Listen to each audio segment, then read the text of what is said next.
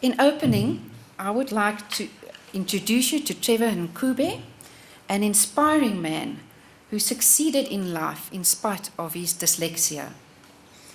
Now, Trevor is the chairman of the Alpha Media Holdings, a group based in Zimbabwe, a company that he co-founded 18 years ago, and AMH owns 4 newspaper titles in Zimbabwe.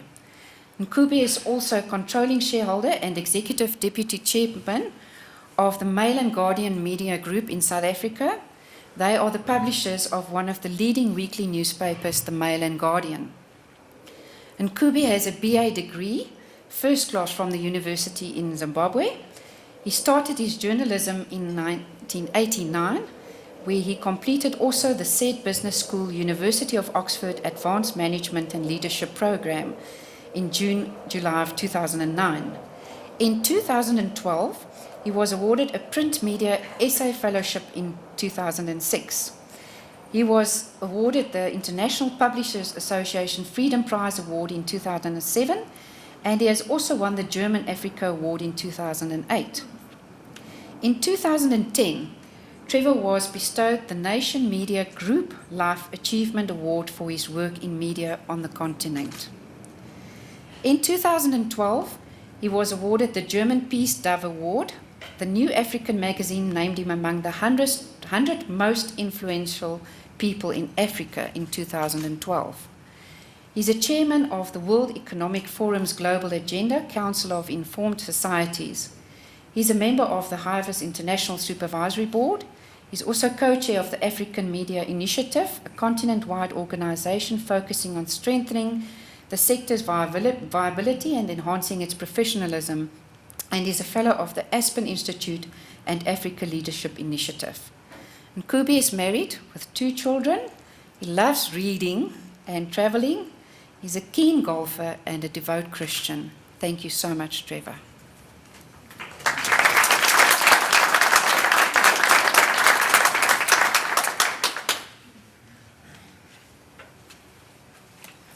Good evening, ladies and gentlemen. Let me just sort out my logistics here. I was saying as I was coming in that I've got an ear infection, so my balance is not all right. If you see me collapsing, understand that it's not because I'm scared. It's because I'm trying to deal with this ear infection. It's always humbling when you hear the introduction being made. Can everybody hear me out there? Okay, it's always very humbling when you hear an introduction of that nature being, recited. Sometimes it makes you wonder, are they talking about me or talking about somebody else? But these are moments that remind you just how grateful one ought to be for where one is. Thank you for the opportunity to share my story. The first time I did this, meaning share the story, was about 3 years ago in London at a TEDx event. I didn't know that people would want to hear about my story, but when I told my story, the impact has been absolutely amazing. I do it because I think it's important to try and influence attitudes around dyslexia and how people with dyslexia are treated. And I'll share my experience so that you, hopefully from what I'm sharing, there are a couple of lessons that people can learn and things to do and things not to do. I'll start by setting off my sort of background. I'm the first child in a family of 6 children, and I was born in Bulawayo, which is Zimbabwe's second largest city. For a good part of my life, my parents were domestic workers of very limited means. They were hardworking, decent folks that valued education, even though they had very little education themselves. We were sent to my grandparents in rural Zimbabwe at an early age so that my parents could work to put us through school. Life was tough in the rural areas. We had some good times and some bad times, and as it so happens, we tend to remember the bad times. I started my education in rural areas of Zimbabwe in Matabeleland. I was not a particularly intelligent pupil. Actually, that's an understatement. And because I was dull, that's what my teachers called me. They called me dull. My teachers hated me. I was consistent in one thing. That is the first 4 years of my education. I was consistent in one thing, and that is I was the worst pupil in all my classes for the first 5 years of my education. My grade 1 teacher in particular, I'll never forget this teacher, beat me frequently because I could not read and write. In fact, one time she beat me so hard that my bottom bled and I had problems sitting for days.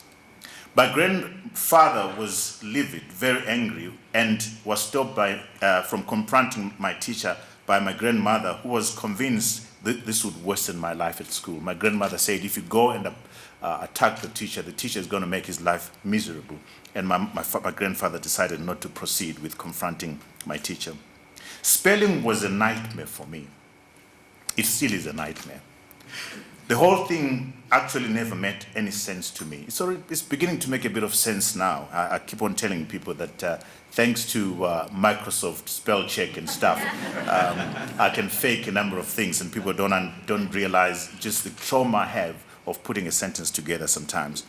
I discovered later on in life that I'm dyslexic. I suspect my teachers never knew that such a condition existed. And I think for me this is the most important thing. That the teacher that we all, that the people that we all entrust with our kids don't know this condition.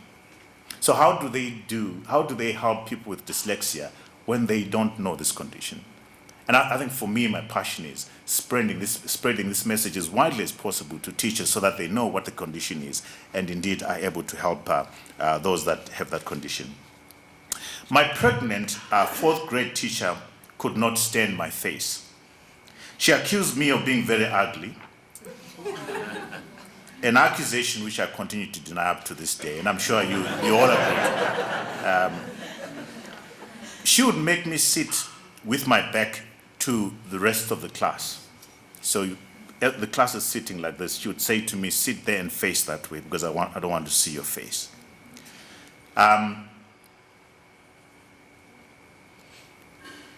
With the benefit of hindsight, I suspect that if I had been a little brighter, if I had been a keener student, if I had been a student that fitted what a student is like, she might overlook my ugliness. Life is hard when you are dyslexic and your teacher thinks you are ugly. My first 4 years of education scarred me in a big way. I developed a negative attitude towards school and education. The thought of going to school was traumatic. My fear of going to school and lack of interest in education were dominating conditions during my formative years. I became shy and introverted with no confidence at all to face the world. And I was bullied regularly. I was telling my wife on Sunday that one of the moments I remember was when bullies got me and my brother to fight.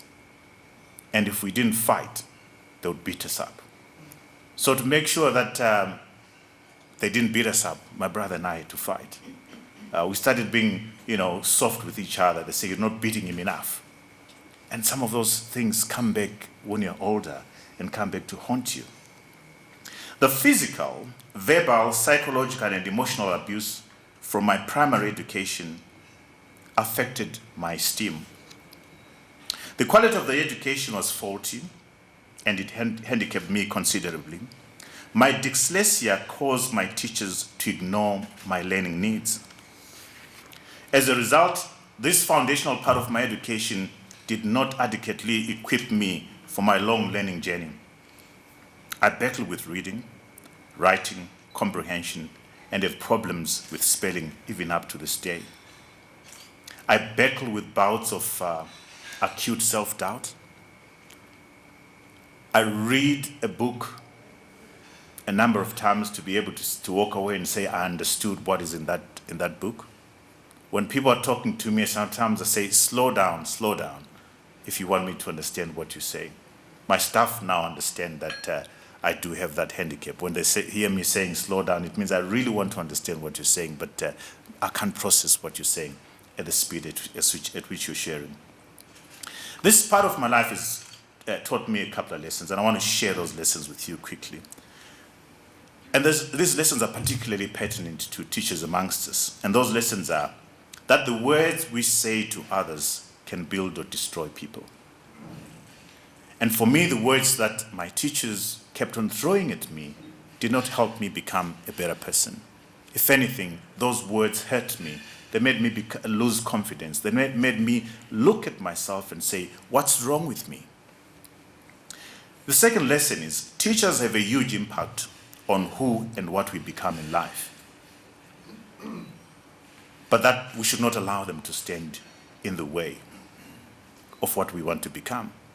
And this is where what you're doing to me is particularly significant. Because when you're young, as I was at 6, 7, 8, 9, the most important person apart from your parents standing in front of you and telling you that you're nothing, that you're ugly, that's going to scar you for a long time. So the responsibility that teachers have is pretty huge in building the people that they affect every day. And the third lesson is that a sound foundational education is the bedrock of any successful society. And Africa desperately needs teachers who understand the learning handicaps of the people that they teach.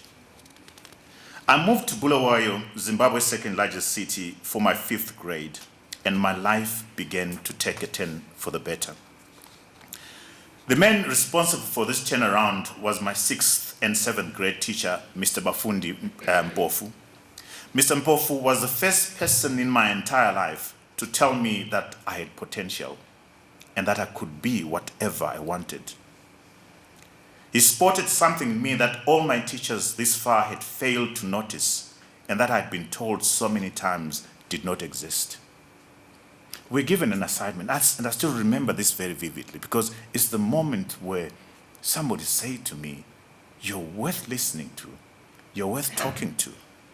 I'd been sitting at the back of the class all my life, as shy as I was, given an assignment, and the teacher, you know what teachers do, they walk behind you, looking over your shoulders at your assignment, and he comes over my shoulder and said, Trevor, did you write this? I was shivering because I was going to be in trouble now. I've always been in trouble all my life. And he says, this is amazing. Stand up and share this with the rest of the class. I'm still thinking there's a catch to this thing. I stood up, I read what I had written, and the whole class went around acknowledging what I had done. I sat down, still in total disbelief. But that moment, ladies and gentlemen, that first moment in my life when somebody said, what you've done is great. That acknowledgement, that affirmation to me, I still remember it so vividly up to today. It was the beginning of my journey into believing that I could become a better person in life. I was accustomed to being told that I was ugly, that I was dull, and that I would never amount to anything. And I had believed this. I mean, when your teacher tells you that you're nothing, you'll never amount to anything, who are you to believe it? To not to believe it, rather. Were it not for this man, I doubt I would have gone beyond my primary education. He kept repeating, and after 2 years, I started believing that I was good and that I would become somebody in life. But I had been damaged already, and it would take years to reverse some of this. As fate would have it, this man taught me for 2 years. Most of my teachers who damaged me had taught me for a year each, from grade 1, 2, 3, 4, 5. 6 and 7, I get taught by this man. And I've been to this man when I was an adult and businessman. I've been to his home. I insisted I wanted to go to his home to say, thank you so much for what you've done. And my question is, amongst us, amongst the teachers that we have, do we have teachers that are firm, the people that they teach? Or we have teachers that are like my primary school teacher, 1, 2, 3, who did so much to hurt and destroy my self-confidence. The lessons that I drew from that are the following: that teachers can build and destroy lives. That we all need someone who believes in us. And the responsibility of teachers and headmasters and everything is to make an effort to believe in the kids that are in front of you. To give them hope, to give them belief that tomorrow can be a better day and that indeed they do have a future. We all need affirmation. All of us need affirmation. We all need somebody who says to you, you're looking good. That tie looking beautiful, sir.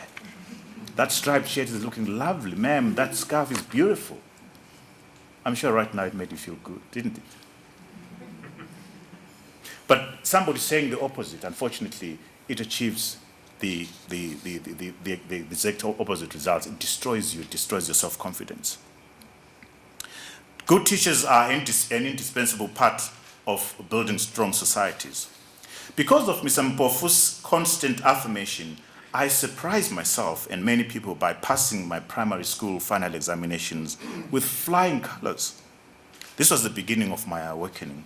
I soon realized that if I was to make it in life, I needed to work harder than the average student because I was a slow learner and a very slow reader. It took time for things to sink. It still takes time for things to sink. When schools closed, I approached headmasters at schools near my home to request for classroom space so that I could study during school holidays. So when others went on holiday, I worked hard to catch up. Home was noisy generally, but I found time to lie down on the floor, bend the candle, and read with the support of the parents. Basically what I was trying to do was to catch up with what everybody else had been doing. Through such sheer hard work, I managed to pass my high school with good results for me to aspire to be a lawyer. In fact, I did far much better than many of my friends whom I considered to be much talented than I am. And this is the trick. With enough affirmation, with enough recognition, people with dyslexia can succeed. They need the support, the recognition, the affirmation that they can make it for them to be able to make it. More and more people started noticing the potential in me. The high school authorities made me a prefect. And then they made me a head boy. They made me a head boy, largely for the discipline and the hard work I had shown. One time I walked into a toilet when I was a prefect, and the guys were misbehaving. I think I was a head boy actually. They were smoking in the toilet, and they were talking about me. They were saying, "Oh, but the head boy, he smokes, and he's not very clever. He's a dull guy," and that kind of stuff. I stood and I said, "What do I do? Do I walk in to show them that I heard what they said, or do I walk out?" I decided I'd be nasty and embarrass them. I walked in and said, "Hi, guys." So they started almost swallowing what they were smoking. And then I walked out. I'd made my point. But I've recovered somewhat. This recognition has helped me. But deep down, I still have my moments of self-doubt right now. The way some of you are looking at me makes me doubt, am I doing the right thing? So a hurtful word, a perceived slight, is enough sometimes to send me down the spiral of self-doubt. Dating girls was a struggle for a long time. I could never master the courage to approach beautiful girls particularly. Thus, a lot of things that many students took for granted, for me, required quite a lot of effort. Apart from the encouragement from people such as Mr. Mpofu, my fear of poverty and a life not very different from my parents caused me to work very hard. I was convinced that for me to escape the hand-to-mouth life I had witnessed from my parents, I had to study hard and overcome my learning disability. At the University of Zimbabwe, I wanted to study law, and I was devastated when I failed to make the cut by just 1 point. I had 7 points, and the cutoff was 8 points. As with all such life-changing events, this seemed to be the worst day of my life. But I now look back and say, thank God I'm not a lawyer. I hope there are no lawyers around here. I ended up doing economic history, which I've hardly used in life. As in high school, my university days were characterized by a lot of hard work and sacrifice. I spent most of my times in the library and worked late into the night. When others went on vacation, I always stayed behind to study and play catch-up with the geniuses in my class. I graduated with a first-class degree in economic history. This wasn't easy, I can tell you that. I didn't seem to have many options, and teaching appeared to be the only thing available. I was yanked off a queue to register for a teaching degree by my economic history professor, who thought I was out of my mind. He argued that I was too good to be a teacher, which was an insult, I think, to many teachers around this place. This same teacher said to me one time when I got a job, he said, he will not make it. When I became editor of a newspaper in Zimbabwe, he said, he will not make it. The man can't write a sentence to save his life. I've never gone to tell him that I can write more than a sentence with the help of spell check and stuff. Many times, other people's impressions of me have been far more generous compared to what I think of myself. These are the issues that I deal with. However, I'm now comfortable with the truth that with plenty discipline and plenty hard work, I am very good. In fact, I'm now very comfortable with standing in front of the mirror and standing in front of people like you and telling myself, Trevor, you're handsome. You are intelligent. You are articulate. I've done a lot of that to make me have the courage to stand in front of you and speak to you today. If I listened to my self-doubt, I wouldn't come to you, because the other person in me who's been affected by the people that taught me tells me I can't do what I'm doing to you right now. If the world will not affirm you, but you know you are good, why wait? I've learned that it is important for me to believe in myself for the world to believe in me. Have I done something? I think so. Ignore that. I've learned that it is important for me to believe in myself for the world to believe in me. It is important for me to love myself for the world to love me. I'm aware of my shortcomings, that I'm very aware of. You can't tell me about what my shortcomings are. I'm aware of them.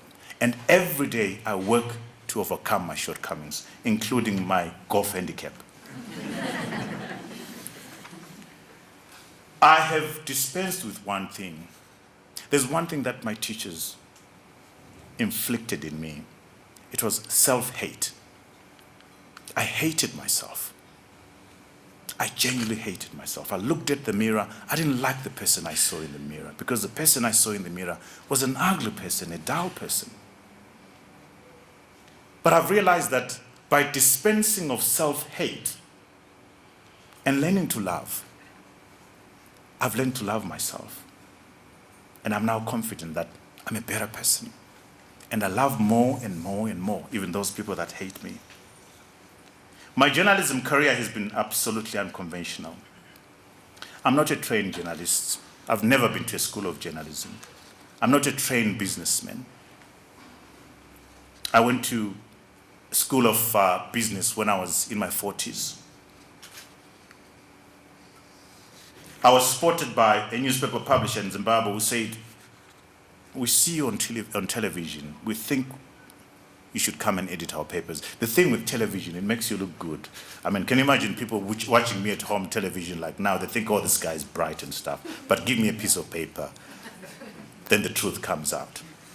So I ended up editing a newspaper. In 7 years' time, I started winning awards. But 7 years later, I was fired. And that's proved to be the most important day of my life. How many of you have been fired? I was fired. It's beautiful. It set me free. If I had not been fired, I wouldn't be standing in front of you right now. I was fired. For 3 months, I sat home thinking what to do. It was a dent in my life. But it taught me that I could stand on my own. After 3 months, I started a business in Zimbabwe. I started a newspaper, and I've never looked back. I had lunch with the man who fired me, and I said to him, thank you for firing me. Seriously, thank you for firing me. My pastor goes beyond that. He says, some of you need to go to your wives or ex-wives and say, thank you for divorcing me. I don't encourage that. What taught me, this particular part of my life, what taught me is that sometimes in life, we need to be taken out of our comfort zones to grow. I don't think I would have been in business, like I said, if I had not been taken out of my comfort zone. And this is another truth. Some of you obviously have not been fired, so you won't know this. When you get fired, you lose friends. The phone doesn't ring. I got up in the morning, put the phone here and said, oh, they're going to phone and say, oh, sorry, and that kind of stuff. It never rang. I had to pick up the phone and say, did you read in the newspapers I got fired? Oh, yes, we did. But they don't call you. Moments such as these, like I said, are absolutely precious. You get to know who is your friend and who is not your friend. Until 6 years ago, I had never been to business school, like I said. I learned business by doing business and by making mistakes, and a lot of mistakes. That's one thing that I'm not shy of, making mistakes. That's how I used to spell. You know, when I tell people that the teacher used to say to me, spell boy, B-O-Y, I would look at it and say, are you crazy? How do you put B-O-Y and it becomes boy? And I still suffer from malapropism because of my condition. So I can't make the difference. And because of, I'm black, as you can see, some of these things, you know, how do you make a difference between B-I-T, got that, and B-E-A-T? For me, it's the same thing. So I have to Google and find out what the other one means and which one I should use. And there are many words like that I do that. Again, thanks to Google, thanks to Microsoft, thanks to Bill Gates, you know, I can fake all these things. Ladies and gentlemen, I've succeeded in life through lots of hard work. And when I say hard work, I'm not bragging. It's not the hard work that you guys are used to. It's working 10 times harder so that you appear average, like I'm appearing this evening. That's what I've done. I doubt I would be this hardworking, however, were I not dyslexic.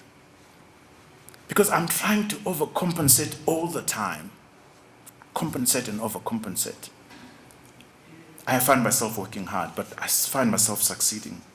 I read a lot, but I don't get as much as you do if you read. I read a lot just to understand, just to be average. And I've trained myself that every day is an opportunity for me to get better. Every day is for me to overcome the handicap that I've been gifted. I am held by the fact that I'm acutely aware of my shortcomings, and I always seek to surround myself with people who are far much smarter and more talented than me. Dyslexia has taught me humility. When I sit around a room, one thing I'm aware of is I'm not the brightest guy around.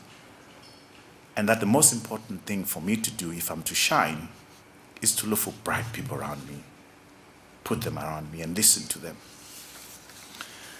I give those bright people an opportunity to shine. I give them a platform to shine. And guess what? I shine. And people forget that I'm dyslexic. But one important thing that has made me who I am to a very large extent is that I'm a born-again Christian. I believe that I'm in front of you here because God determined that I stand in front of you today. And is not surprised by the fact that I'm making a nuisance of myself this evening. Thank you very much for listening to this story.